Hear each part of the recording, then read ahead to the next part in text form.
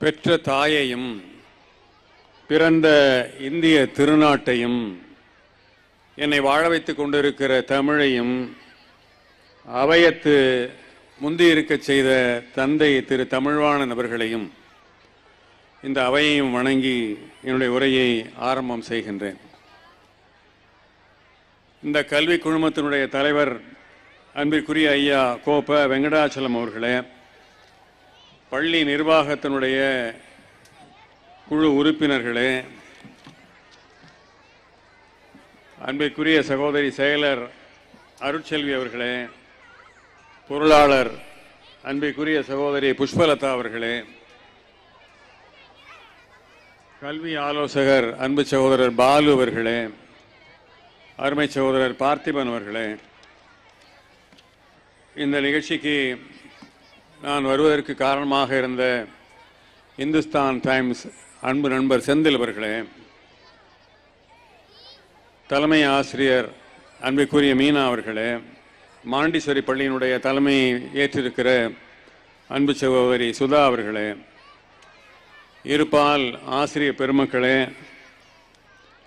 சிறப்பு அழைப்பாளர்களே, தங்கள் பிள்ளைகள் பெறக்கூடிய விருதுகளையும் தரக்கூடிய கலை நிகழ்ச்சிகளையும் பார்த்து மகிழ்வதற்காக வந்திருக்கிற வணக்கத்திற்குரிய அன்பு பெற்றோர்களே, அவர்களோடு உடன் வந்திருக்கிற சிறப்பு அழைப்பாளர்களே, ஊடக நண்பர்களே, உங்கள் அனைவருக்கும் என்னுடைய அன்பான பணிமான வணக்கத்தை மீண்டும் தெரிவித்துக் கொள்கிறேன்.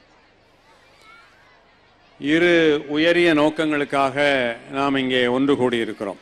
முதலாவது 35வது ஆண்டு விழாவை கொண்டாடுவதற்காக, இரண்டாவது கொங்கு மாண்டீஸ்வரி பள்ளியினுடைய துவக்கத்திற்காக. எனக்கு வாழ்க்கையிலே சில நினைவுகள் அசைக்க முடியாதவையாக இருக்கின்றன. அதிலே இன்றைய நிகழ்ச்சி ஒன்று சேர்ந்திருக்கிறது. மாண்டீஸ்வரி பள்ளியை துவக்கி வைக்கிற அருமையான வாய்ப்பை ஐயா அவர்கள் தந்ததற்காக ஐயா அவர்களுக்கு என்னுடைய மனமார்ந்த நன்றியை நான் தெரிவித்துக் கொள்ள விரும்புகிறேன்.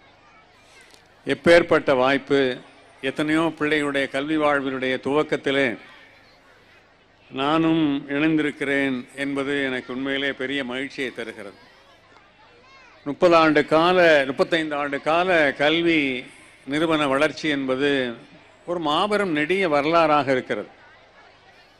பல பேர் சேர்ந்து நடத்துகிற கல்வி அமைப்புகள் எதை நோக்கி போய்கொண்டிருக்கின்றன என்று நான் பார்க்கிறேன். ஆங்கிலத்திலே too many cooks spoil the broth என்று சொல்வார்கள். நிறைய பேர் சமைக்கிற ஒரு உணவு அது வீணானது, கெட்டு போய்விடும் என்று சொல்வார்கள். ஆனால் பலர் சேர்ந்து ஒரு நிறுவனத்தை அருமையாக நடத்தி கொண்டிருக்கிறார்கள் என்று சொன்னால் அது கொங்கு வேளாளர் கல்வி குழுமம் என்பதை இந்த இடத்திலே நான் பதிவு செய்ய விரும்புகிறேன். அவ்வளவு அருமையான ஒரு எடுப்பும் தொடுப்புமாக போய்கொண்டிருக்கிறது. வியாபார நோக்கமின்றி சேவை நோக்கத்தோடு தரமான கல்வியை ஒழுக்கத்தோடு போதிக்கிறார்கள். அதுதான் எனக்கு மிகவும் பிடித்திருக்கிறது. கல்வியை போதிக்க எத்தனையோ கல்வி நிறுவனங்கள் இருக்கின்றன. ஆனால் ஒழுக்கத்தை போதிக்க எத்தனை கல்வி நிறுவனங்கள் இருக்கின்றன என்ற கேள்வியை உங்கள் மத்தியிலே நான் வைக்க விரும்புகிறேன்.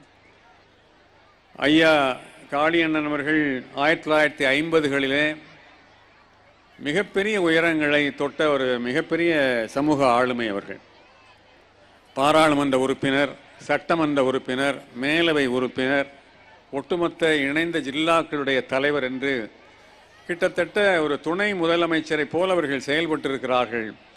அந்த பதவியை, அந்த செல்வாக்கை தான் பிறந்த சமுதாயத்திற்கு மட்டுமல்ல ஒட்டுமொத்த இந்த சமூகத்திற்கே பயன்பட வேண்டும் என்று அவர்கள் கொண்டு வந்த நீர் திட்டமாகட்டும், போக்குவரத்து வசதியாகட்டும், இன்னும் பல்வேறு திட்டங்கள் வெவ்வேறு மாவட்டங்களுக்கு போக இருந்ததையெல்லாம் இந்த பக்கத்து திசையை நோக்கி திருப்பிய பெருமை அவர்களுக்கு உண்டு. அவர்கள் என்ன நோக்கத்தோடு இந்த கல்வி நிறுவனத்தை ஆரம்பித்தார்களோ அந்த நோக்கத்தை செயல்படுத்துகிற வீரர்களாக அதற்கு அடுத்த தலைமுறையினர் விளங்குகிறார்கள் என்பதுதான் இங்கே உண்மையிலே மகிழ்ச்சிக்குரிய விஷயமாக நான் பார்க்கிறேன்.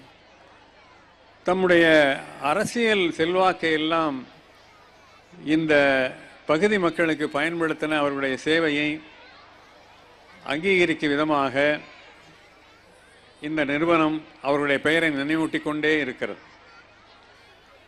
மாண்டிசோரி பள்ளி துவக்கத்தை பற்றி நான் சொல்ல வேண்டும். இத்தாலியைச் சேர்ந்த டாக்டர் மரியா மாண்டிசோரி என்பவர்கள்தான் இந்த மாண்டிசோரி கல்வி திட்டத்தை கொண்டு வந்தார்கள். ஆச்சரியமாக இத்தாலியைச் சேர்ந்த அவர்கள் கொண்டு வந்த இந்த கல்வி திட்டம் உலகெங்கும் ஏற்கப்பட்டு விட்டது. நடுவிலே அவ்வளவு வளர்ந்து, என்னுடைய தங்கையெல்லாம் மாண்டிசோரி பள்ளியில் படித்தவள் தான். ஆனால் காலப்போக்கிலே அது இன்னொரு மீண்டும் ஒரு தொய்வு வந்தது. ஆனால் அதை மீட்டெடுப்பதற்கு இந்த பகுதியிலே நம்முடைய கல்வி நிறுவனம் வந்திருப்பதற்காக நான் உண்மையிலே நிறுவனத்தையும் அதற்காக ஒத்துழைத்த ஆசிரியர் பெருமக்களை நான் மனப்பூர்வமாக பாராட்டுகிறேன். இந்த சிறப்பு என்றென்றும் தொடர வேண்டும் என்று நான் கேட்டுக்கொள்கிறேன். உங்கள் மத்தியிலே நான் 3 கரவொலிகளை கேட்டு பெற இருக்கிறேன். நீங்கள் சொல்லலாம், நல்லா பேசுங்க, நாங்கள் கரவொலி தர்றோம், அது என்ன கேட்டு பெறுவது, நல்லா இல்லையே அப்படின்னு நீங்கள் நினைப்பீங்க. நான் கேட்க விரும்புகிற இந்த கரவொலி எனக்காக அல்ல. யார் என்று சொல்லுகிறேன்.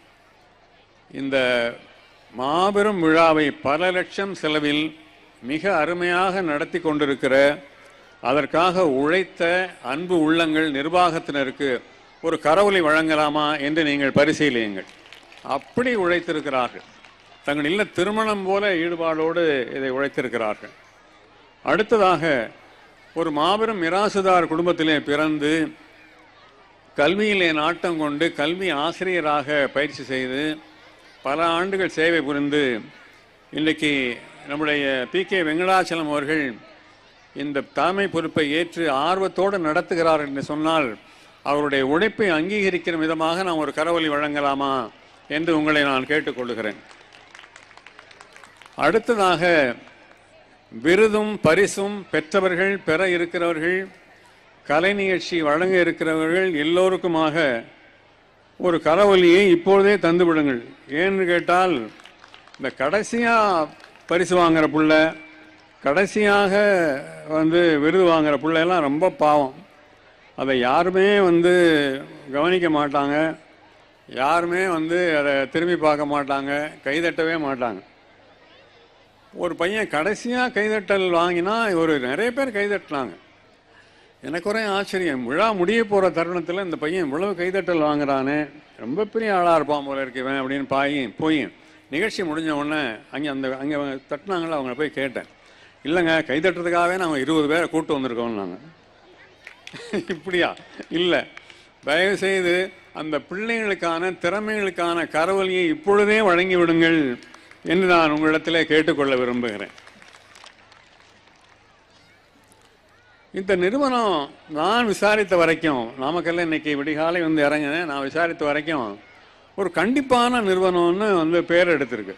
அது ரொம்ப ஒரு சிறப்பான விஷயம்னா நான் கருதுகிறேன். நான் ஏன்னு கேட்டால், பெற்றோரும் செல்லம் கொடுத்து ஆசிரியர் பெருமக்களும் செல்லம் கொடுத்தா, இருக்கிற இடம் கொடுத்தா மடத்தில் ஏறுவான் அப்படின்னு சொல்லி நம்ம பக்கத்தில் ஒரு பழமொழி உண்டு. அப்படி இல்லாமல் கண்டிக்கிறதுக்கு யாராவது ஒருத்தர் இருக்கணும். நம்ம வீட்டில் செல்லம் கொடுக்குறோம், கருவேப்பிலை கண்ணா 1 or 2 பெற்றுட்டு கண்டிக்க முடியாமல் இருப்போம். அவங்கள கண்டு நம்ம பயப்படுற நிலைமைக்கு இன்றைக்கி நம்ம பிள்ளைகள்லாம் நம்மளை ஆளாக்கி வச்சுருக்கிறாங்க. அப்போ கண்டிக்கிறதுக்கு யாராவது வேணும்ல, அப்போ தானே ஒரு சிறந்த மாணவனை உருவாக்க முடியும். கண்டிப்பு என்பது மிக நல்ல விஷயம் என்பதை நான் உங்களிடத்தில் என்னுடைய வாழ்க்கையிலேருந்தே நான் தெரிஞ்சுக்கிட்டேன். அதாவது எங்கள் காலத்தில் ஆசிரியர்கள்லாம் பெரம்போட தான் கிளாஸுக்கே வருவாங்க. அதுவும் எங்கள் ஆசிரியர் வெங்கட்ராமன் ஒரு பெரம்பு வச்சுருப்பார். அவருக்குன்னு அது எங்கே தான் கிடச்சதோ தெரியாது. மொனை மட்டும் இந்த ட்ரம் வாசிக்கிற குண்டு மாதிரி இருக்கும், மூங்கில் தான், நீளமாக இருக்கும். அதை வச்சுக்குவார்.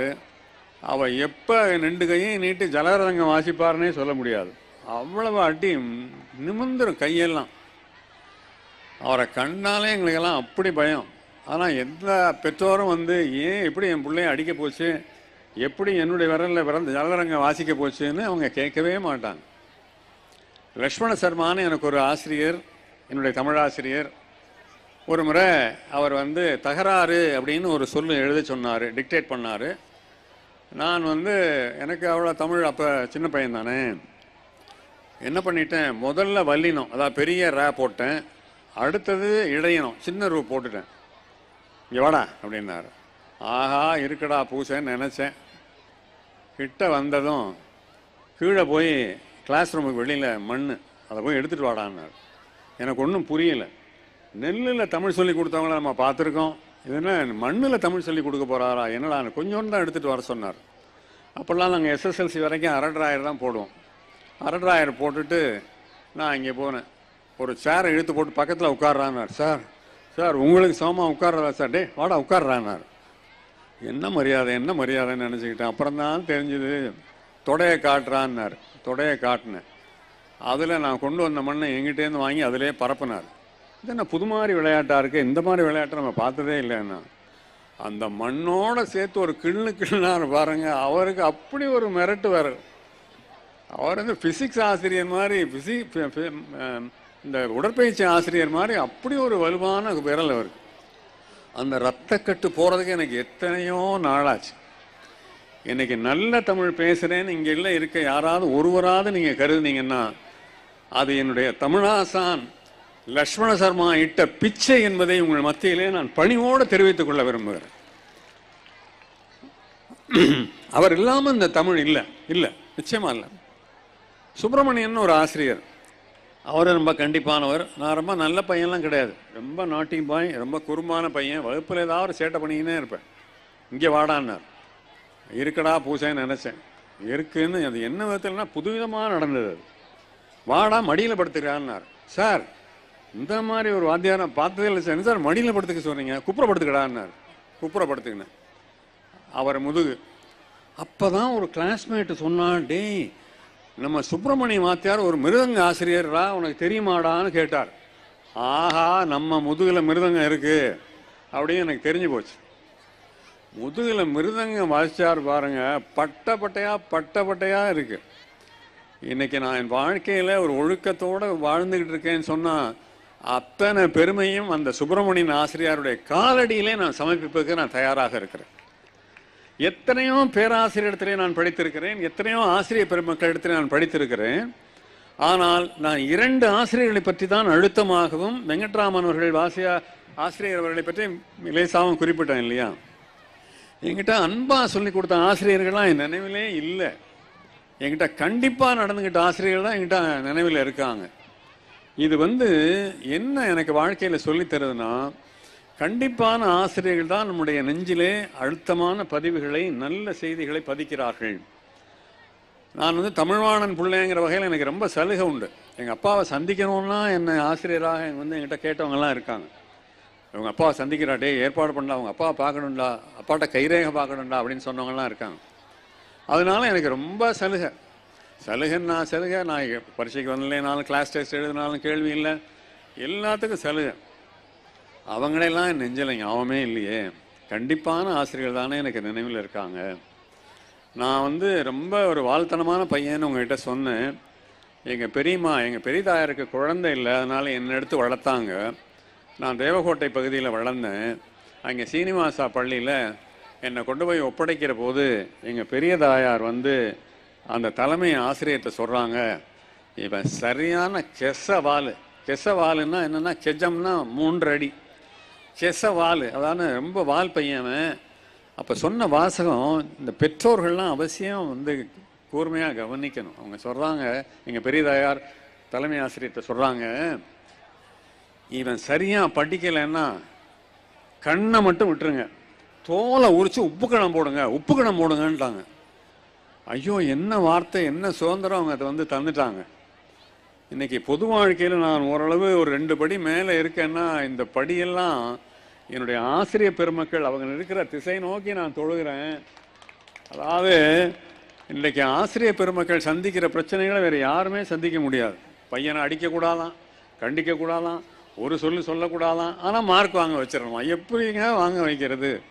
கண்டிப்பு இல்லைன்னா எப்படி? ஆக கண்டிப்பு அவசியம் என்பதைத்தான் உங்களுக்கு மத்தியிலே நான் சொல்ல விரும்புகிறேன். இந்தியாவுடைய கல்வித்தரம் இன்றைக்கு மிக உயரிய அளவிலே போய்கொண்டிருக்கிறது. நம்முடைய மக்கள் எங்கே போனாலும் ஜெயிக்கிறார்கள். அதற்கெல்லாம் நம்ம தரக்கூடிய நல்ல கல்வி தான் காரணம். மிகச்சிறந்த கல்வியை கொடுத்து கொண்டிருக்கிறோம். ஆனால் இன்னமும் கூட சிறந்த கல்வியை தருவதற்கு நம்முடைய தாளாளர் தலைவர் அவர்கள் பேசும்பொழுது சொன்னார்கள், தலைமை ஆசிரியர் அவர்கள் பேசும்போது சொன்னார்கள், பல புதிய விஷயங்களை, புதிய திட்டங்களை, கல்வி திட்டங்களை உங்களுக்கு கொண்டு வந்து தர இருக்கிறார்கள். அதை நீங்கள் எந்த அளவுக்கு வரவேற்கிறீர்கள், உங்கள் பிள்ளைகளுக்கு நீங்கள் எப்படி எடுத்துச் சொல்கிறீர்கள், அதற்கு நீங்கள் எப்படி ஆதரவு தருகிறீர்கள், எப்படி ஒத்துழைப்பு தருகிறீர்கள் என்பதை பொறுத்து தான் அந்த பிள்ளைகளை மிக மேம்பட்ட நிலைக்கு கொண்டு செல்ல முடியும். ஐயோ அதெல்லாம் கஷ்டங்க, அதை ஈஸியாக படிச்சுட்டு போகிறான், ஏதாவது டிகிரி வாங்கிட்டு போனாங்கிற இல்லை நிலைமை இல்லை. இப்போ ஒரு போட்டியான உலகத்தில் வாழுகிறோம். என்ன ஒரு அங்குல தனித்திறமை கூடுதலாக இருந்தாலும் அந்த பிள்ளை பொது வாழ்க்கையிலையோ அல்லது வேலைக்கு தேர்விலையோ அல்லது வெற்றிகளையோ நம்ம அடைய முடியும். ஆக பள்ளி நிர்வாகம் உங்களுக்கு மிகச்சிறந்த கல்வியை, புது மாதிரியான கல்வியை, சிறந்த கல்வியை உங்களுக்கு தருவதற்கு தயாராக இருக்கிறது. நீங்கள் அதை வரவேற்கிறீர்களா, ஏற்றுக்கொள்கிறீர்களா, அதை செயல்படுத்துகிறீர்களா என்பதுதான் இப்பொழுது கேள்வியாக இருக்கிறதே தவிர வேற ஒன்றுமில்லை. ஆக நீங்கள் தயாராக இருக்க வேண்டும் என்பதைத்தான் இந்த நேரத்தை நான் சொல்லிக்கொள்ள விரும்புகிறேன். பாகியான் யுவான் ஸ்வாங், நீங்கள்லாம் இங்கே இருக்க பெற்றோர் கூட சின்ன பிள்ளைகளை படித்த போது இந்த 2 சீன யாத்திரைகளை பற்றி நீங்கள் கேள்விப்பட்டிருப்பீங்க. அதில் பாகியான் வந்தான், இந்தியாவுக்கு வந்தான். கங்கை நதி கரையில் ஒரு கரையிலேருந்து மறு கரைக்கு அவங்க போகணும். மாணவர்கள், ஓலைச்சுவடிகள், பாகியான், இதான் அந்த பயணம். அப்போ திடீர்னு ஒரு பெரிய சுழல் வருகிறது. சுழல் வந்ததும் பாகியான் சொல்லுகிறான், நீங்களெல்லாம் தப்பி குதித்து இந்த ஓலைச்சுவடிகள்லாம் தூக்கி போட்டுருங்க, ரொம்ப எடையா இருக்கு, நம்ம எப்படியாவது கரை சேர்ந்துருவோம். அதுக்கு இந்திய மாணவர்கள் சொல்றாங்க, ஐயா ஓலைச்சுவடிகள் போய் பொக்கிஷங்கள், அவங்கள தூக்கி எறிய வேண்டாம், நாங்கள்லாம் கங்கை நதி கரையிலேயே வளர்ந்தவர்கள், எங்களால் சிறந்த வரையில் நீச்சல் அடித்து நாங்கள்லாம் கரைக்கு போய்விட முடியும், நீங்களும் ஓலைகளும் பத்திரமாக மறுகரைக்கு போங்கள் என்று அந்த மாணவர்கள் சொல்லுகிறார்கள். என்று இந்திய மாணவர்கள் எவ்வளவு கெட்டிக்காரர்கள், எவ்வளவு அறிவார்ந்த பெருமக்கள், எவ்வளவு பெரிய தியாகிகள் என்பதை பாகியான் தன்னுடைய பயண குறிப்பிலே பதிவு செய்திருக்கிறான். அந்த அளவுக்கு நம்முடைய பிள்ளைகள் இருக்கிறார்கள். நான் கேட்டேன், இந்த காலத்து பையன் ஒருத்தனை சந்திச்சு கேட்டேன், டேய் பாகியானுடைய படகுல நீயும் பயணம் பண்ற, ஓலைச்சுவடி ஒன்று போல உங்கள் ஃப்ரெண்ட்ஸ் எல்லாம் இருக்கிறாங்க, என்னடா பண்ணுவேன் இந்த நீ என்னடா முடிவு எடுப்பேன்னு கேட்டேன். முதல்ல பாகியான கீழே தள்ளி விடுவேன். அவ்வளோ கோபத்தில் இருக்கான் வாத்தியார் மேலே. அது அல்ல, நாம் எந்த அளவுக்கு ஆசைகளோடு இணக்கமாக இருக்கிறோமோ, அது எங்கள் காலம் போல் உங்களுடைய காலம் இல்லை. நாங்கள்லாம் கேட்ட கோர்ஸ் கிடைச்சது, கேட்ட வேலை கிடைச்சது, எங்களுடைய காலம் வேறு. போட்டிக்கு நடுவில் நாம் ஜெயிக்க வேண்டும் என்று சொன்னால் ஏஐ, இன்றைக்கி ஏஐ கல்வி, ஆர்டிஃபிஷியல் இன்டெலிஜென்ஸ் இதெல்லாம் வந்துருச்சு. நான் சொல்லுகிறேன், இன்றைக்கு ஆர்டிஃபிஷியல் இன்டெலிஜென்ஸ் இந்த உலகையே ஆளப்போகிறது. அப்பேற்பட்ட இந்த நூற்றாண்டுடைய மகத்தான கண்டுபிடிப்பாக அதை நான் பார்க்கிறேன். அதில் உங்கள் பிள்ளைகளை நீங்கள் உருவாக்குனீங்கன்னா, தயார் பண்ணினீங்கன்னா, அதுக்கு உங்களை நீங்கள் மேம்படுத்தினீங்கன்னா ரொம்ப நல்ல உயர்நிலைக்கு வருவார்கள். உலக தரமத்துக்கு அவர்கள் போட்டி போடுவார்கள். அதில் அந்த அளவுக்கு வெற்றி பெறுவார்கள். நான் 20 நிமிடம் பேசியிருக்கிறேன். இந்த ஒரு 20 நிமிடத்திலே உங்களிடம் நான் விடைபெறுவேன். தன்னம்பிக்கை மாணவ செல்வங்களுக்கு நான் சொல்லிக்கொள்ள விரும்புவதெல்லாம், தன்னம்பிக்கையோடு தேர்வுகளை எதிர்கொள்ளுங்கள், தன்னம்பிக்கையோடு வாழுங்கள், தன்னம்பிக்கையை ஊட்டி வளர்க்க வேண்டிய பொறுப்பிலே பெற்றோர் இருக்கிறீர்கள். லண்டனில் ஒரு சாலையில் நான் நடந்து போய் கொண்டிருக்கிறேன். அப்பொழுது லண்டனில் சாலைகள்லாம் எப்படி இருக்குன்னா, அப்படி வளைஞ்சு இப்படி ஆரம்பிக்கும். அந்த சாலை முடிஞ்சு பிளாட்ஃபார்ம் ஆரம்பிக்கிற இடத்துல ஒரு கேப் இருக்கும். அது கரெக்டாக ஒரு டயர் கேப் இருக்கும். ஒரு பையன் 8 வயசு பையன் அப்போ தான் தடுமாறி சைக்கிள் கற்றுக்கிறான். ஒரு விடிகாலை நேரம், நான் பிளாட்ஃபாரத்தில் நடந்து போயிட்டுருக்கேன், அவன் ஓட்டிக்கிட்டு இருக்கிறான். கொஞ்ச நேரத்தில் தடுமாறி விழுந்தவன் அந்த டயருக்கும் அந்த பிளாட்ஃபார்முக்கும் நடுவில் இருக்கு பாருங்கள், அந்த இடைவெளி, அதில் கொண்டு போய் வண்டியை விட்டான். அப்படியே சக்குன்னு பிடிச்சது பிரேக்கு, 100% பிரேக்கு. அப்படியே தூக்கி அவனை போட்டுச்சுங்க வெளியில். ஐயோ மனசே கேட்கல, ஒரு வெள்ளைக்கார புள்ள நம்ம பார்க்க பச்சை புள்ள விழுகுதேன் அப்படின்னு ஓடி போய் தூக்குறேன். அந்த பையன் சொன்னான் பாருங்க ஒரு வார்த்தை, ஆடி போயிட்டான். அப்படியே எடியா கையா எடியா அப்படிங்கிறான். லண்டன் பையன் தமிழில் பேசினானான்னு கேட்காதீங்க. அவன் சொன்னான் லீவி என்று 2 முறை சொன்னான். வெலத்து போச்சு எனக்கு. என்னடா அவன் இந்த மாதிரி பண்ணுறான், உதவி பண்ண பையன் போக வந்தா இப்படி நடத்துகிறானே நம்மளை அப்படின்னு அதிர்ந்து போனேன். அப்போ அந்த பக்கமாக ஒரு வெள்ளைக்காரர் வந்தார். அது நடந்ததெல்லாம் அவர் பார்த்துட்டார். அவர் கிட்ட போய் அந்த பையன்கிட்ட போயிட்டு அவரும் கொஞ்சம் உதவியெல்லாம் பண்ணிவிட்டு ஒரு ஆசுவாசப்படுத்திட்டு சொன்னார், இங்கேருந்து வந்திருக்கிற அவர் வந்து வெளிநாட்டிலேருந்து வந்திருக்காரு, அவர் ஒரு அந்நியர், உனக்கு உதவணுங்கிற அவசியம் இல்லை. ஓடி வந்து மனிதாபிமானத்தோடு அவனை தூக்கினார். அவரை எதுக்காக நீ இந்த மாதிரி ஒரு வார்த்தையை சொல்லி ஒரு இனத்வேஷம், ஒரு நிறத்வேஷம் காட்டுற மாதிரியான ஒரு வார்த்தையை நீ எப்படி சொல்ல போச்சு? நான் என்னெல்லாம் கேள்வி கேட்க நினைச்சனோ அந்த கேள்வி அவர் கேட்டார். எனக்கு ஒரே வியப்பு, சந்தோஷம். வாங்கியா வா, நமக்குன்னு பேச இந்த நாட்டில் ஒருத்தன் இருக்காங்கயா அப்படின்ட்டு மகிழ்ந்து போய் கிட்ட போய், ரைட் பிரதர், ரைட் தம்பி, நான் போயிட்டு வரேன்னு. அப்போ அந்த பையன் சொன்னான், அந்த வார்த்தை நான் வாக்கியத்தில் வாழ்க்கையில் மறக்க மாட்டேன். I can manage my self, leave me, என்னை நான் சமாளித்துக் கொள்வேன், எடியா கைய அப்படின்னா. 8 வயசு பையன் சொல்கிறான், என்னை நான் சமாளித்துக் கொள்வேன், எடு கையன். என்ன ஒரு வார்த்தை, எப்பேற்பட்ட பொடியன்ட்டேருந்து வருது. அதுதான் இங்கே வேணும். இங்கே 8 வயசு பையன் இடுப்பில் உட்காந்து இட்லி திங்கிறானே, இந்த அம்மா வேற ஊட்டிக்கிட்டே இருக்காங்களே, பாவங்க என்னங்க 8 வயசில் வந்து ஊட்டுறீங்கன்னு கேட்டால், பாவங்க புள்ள மெலிஞ்சு போச்சுங்கன்றான். அவன் இருக்கான் இவ்வளோ பெருசு.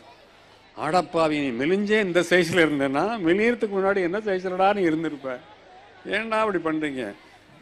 என் அருமை பெற்றோர்களே, நான் அன்போடு சொல்லிக் கொள்கிறேன், உங்கள் பிள்ளைகளுக்கு ஊட்ட வேண்டியது என்பது தன்னம்பிக்கையை தவிர இட்டலி அல்ல, இட்டலி அல்ல, இட்டலி அல்ல என்பதை நான் வலியுறுத்தி சொல்ல விரும்புகிறேன்.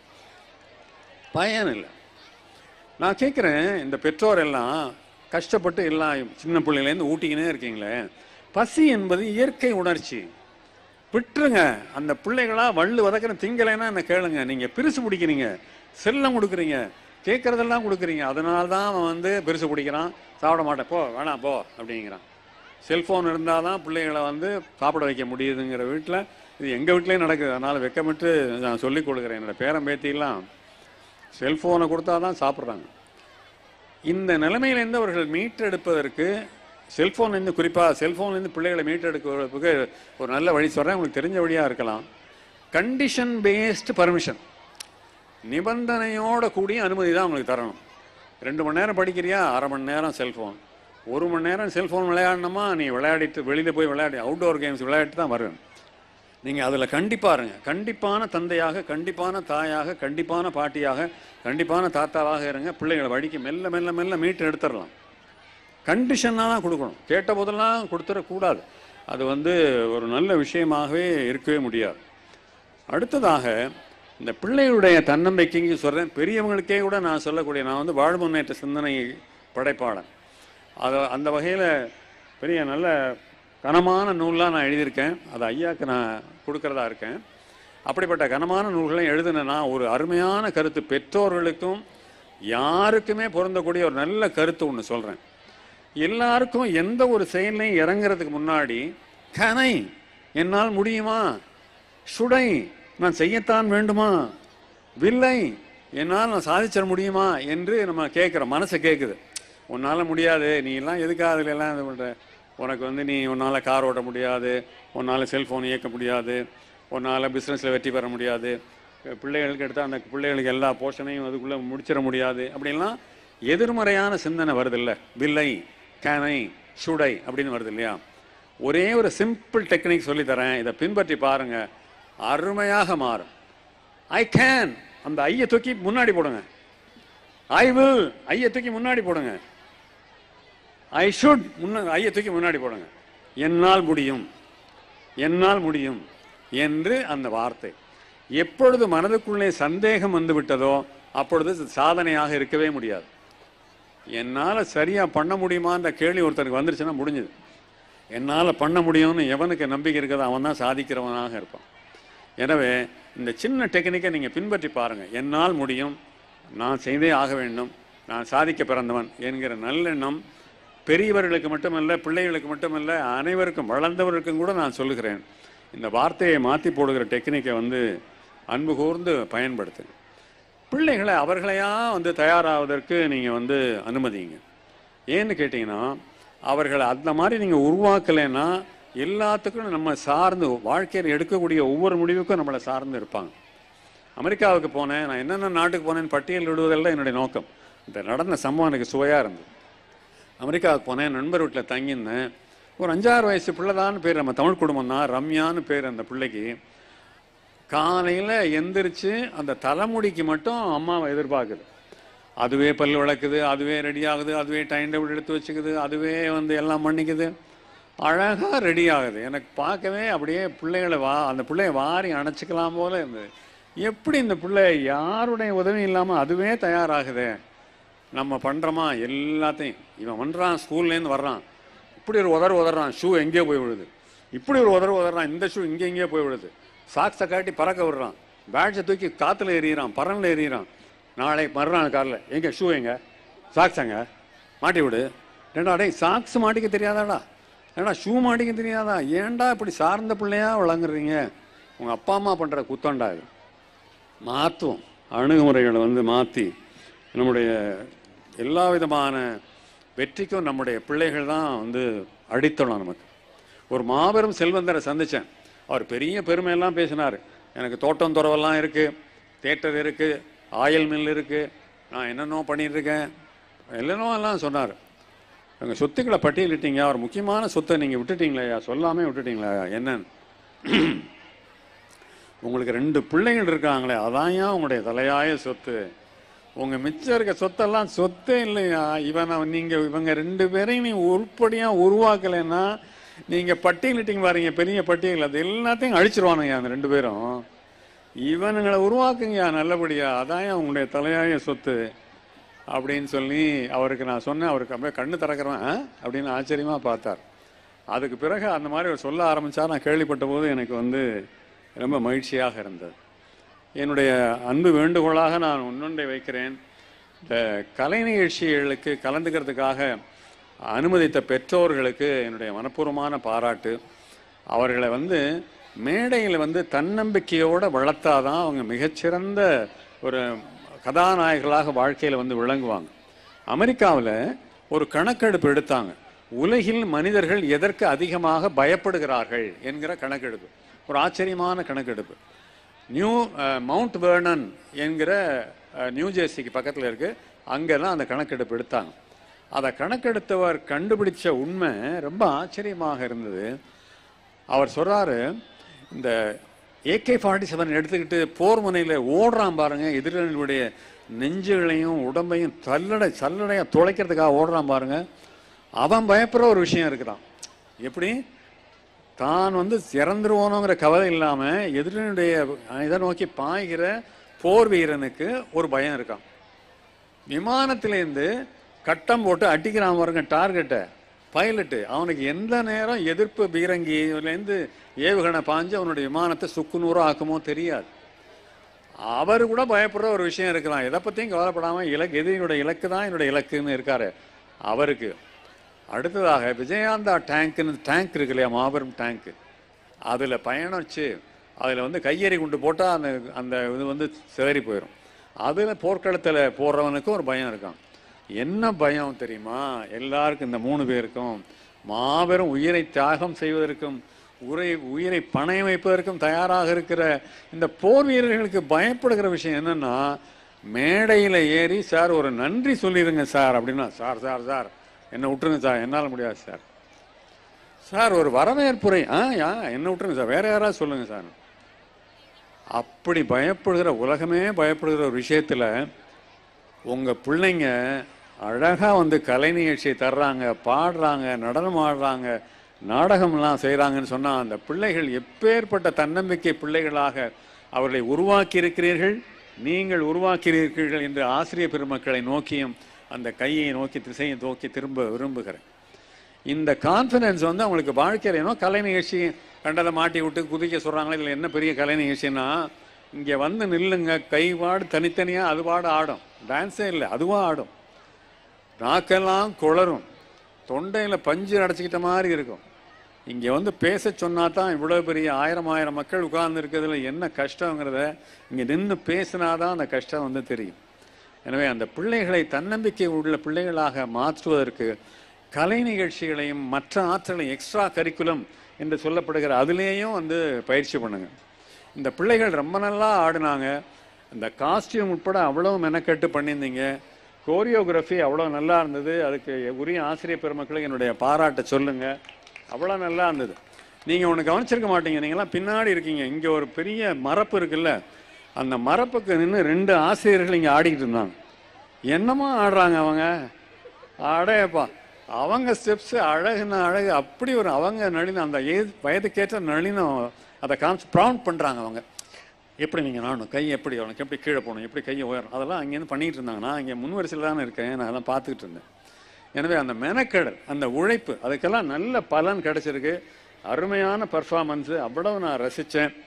அந்த பிள்ளைகளெல்லாம் அந்த எல்லாம் அவ்வளோ பிள்ளைங்களும் ஆடும்போது எனக்கு வந்து பூக்கள் வந்து அப்படியே குதிக்கிற மாதிரியே எனக்கு வந்து இருந்தது. அவ்வளோ நல்லா இருந்தது. அந்த பிள்ளைகளுக்கு என்னுடைய பாராட்டு. இன்னும் நிறைய செய்திகளை சொல்லலாம். எனக்கு ஒதுக்கப்பட்ட நேரம் முடிந்து விட்டது. என்னுடைய இந்த அற்புதமான மேடையை தந்ததற்காக ஐயா சேர்மன் அவர்களுக்கு 1000 ஒரு பக்க கட்டுரைகள் என்று 1400 பக்கங்கள் கொண்ட இந்த புத்தகத்தை அவர்களுக்கு அளிப்பதில் நான் மிகவும் பெருமை கொள்கிறேன், மகிழ்ச்சி அடைகிறேன்.